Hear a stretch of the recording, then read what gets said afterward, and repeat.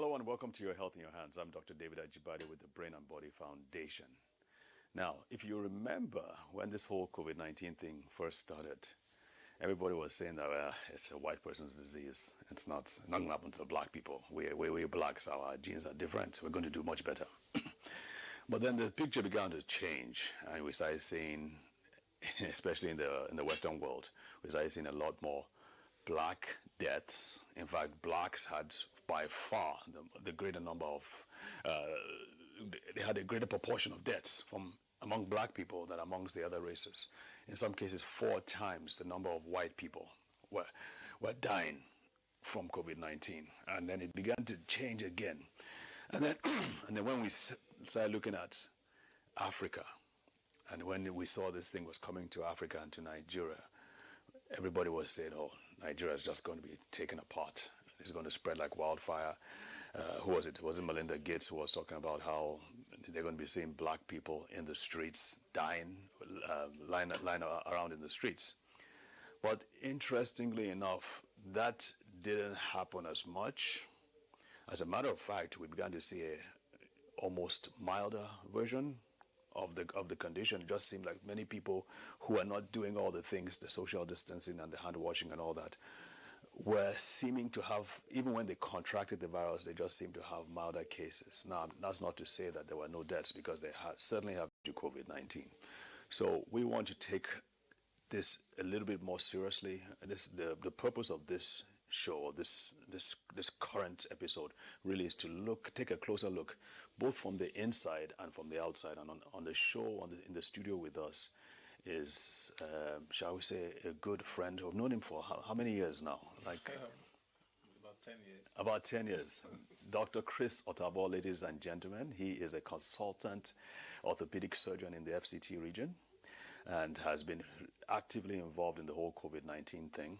And as a matter of fact, he is also an ex-patient. Yes, thank you.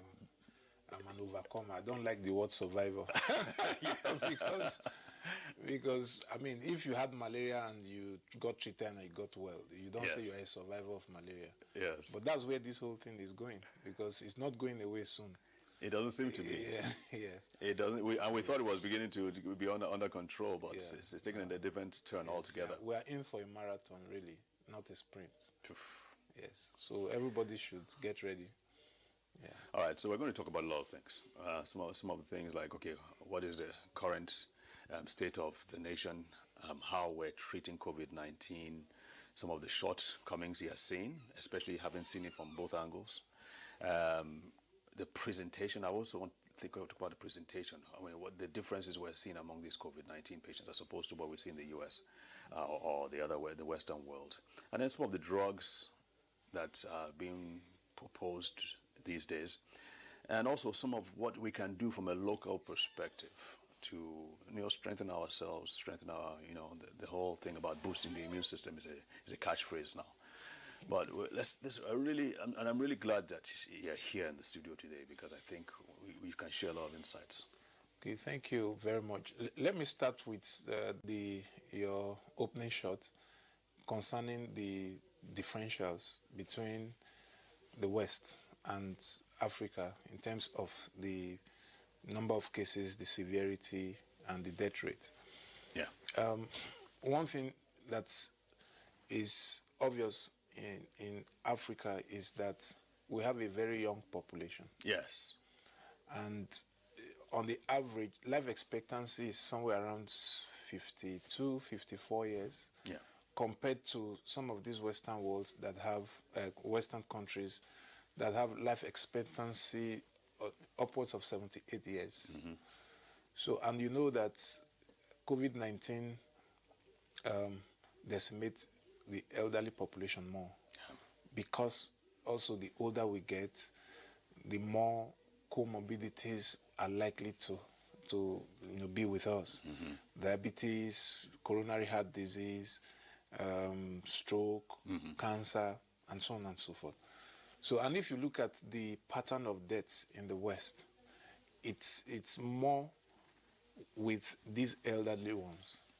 So that's one of the reasons why it appears to be more severe in the Western world, in US, Spain, Italy, and all that. Italy is known to have the oldest population in the world. Oh, really? Yes, so no wonder their death rate was that high, and the severity rate is also high. Secondly, too, people are looking at what Africa has gone through over the years, tuberculosis, malaria, and all that. So it's been postulated that somehow, because of the disease burden, some resistance, some immunity have been developed that might be preventing it from hitting us very hard. But everything is still at the level of conjecture. Nothing is proven. But the one of the population age difference is valid. Right. And that can explain why the death rate is not that high. Do you think the climate, having been exposed to more sun, may be a factor too? Yeah, people used to think of the climate until when it hit Brazil. Yeah, because Brazil is a tropical climate like Africa. Right. So the wave is the stuff seems to be going in waves. Yes, it hit China, from China to the US, Europe, and now it's in the South America. And the death rate there is so high now. The number of cases second to the US. Yes. So if you say climate, I mean, Brazil is tropical climate, and so are we. Yeah. So if it could hit them there, then there's nothing that stops it from coming here. If we're looking at climate as a singular factor, but I think there's a number of factors. But nevertheless, I think that the problem of COVID-19 in Africa and Nigeria particularly is highly underestimated. Are you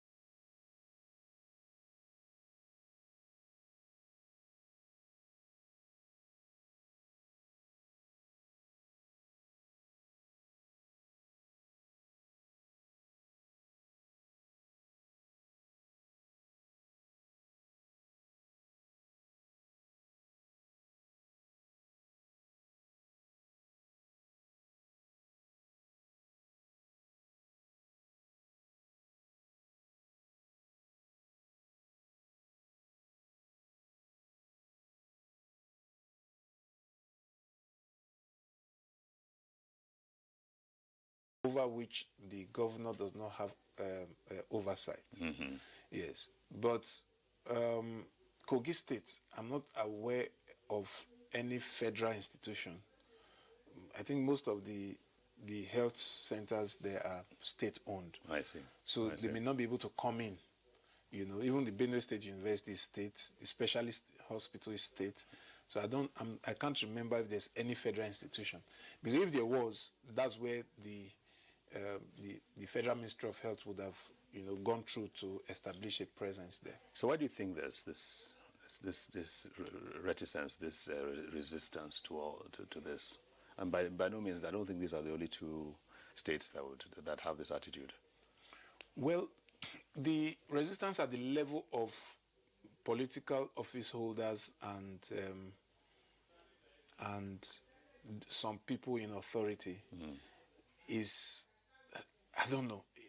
They've bought into some of the conspiracy theories, and it's telling a lot, even on the acceptance by the population, because a good number of people in those states believe their governors that there's no COVID-19 in their states, and that they just feel good about it, whether it's true or not. But generally, as a country, based on my interaction and reading from social media and TV interviews and all that, I see that there's a general skepticism about COVID-19. People think it's a scam. People think it's a fraud, that it doesn't exist, that they just want to use it. Some think that they want to use it to create an avenue for vaccination, with all the evil agenda. Others think for Nigeria, COVID-19, they are using it to make money. Yes. But the reason for this